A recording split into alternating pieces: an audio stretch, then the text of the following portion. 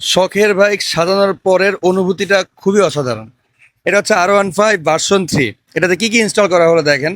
CLC একটা liver বসাইছি আমরা, হ্যান্ডেল বার বসাই দিছি এটা, তারপরে হ্যান্ডেলের একটা নাট বসাই দিছি যেটা আচ্ছা। সুন্দর লুক চেঞ্জ করার জন্য।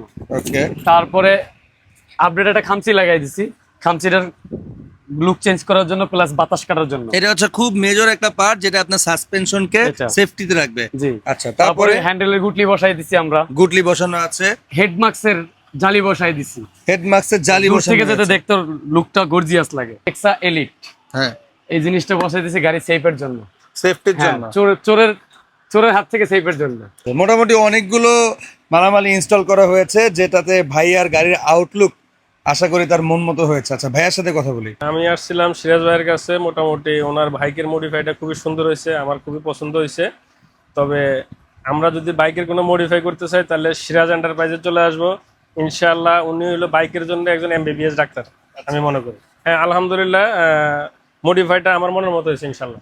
আলহামদুলিল্লাহ, আমরা দোয়া করব বাইকটা যে রাইড করবে ভাই, বাইরে জানি যে কোনো যাত্রায় যায়, যাত্রা জানি শুভ হয়।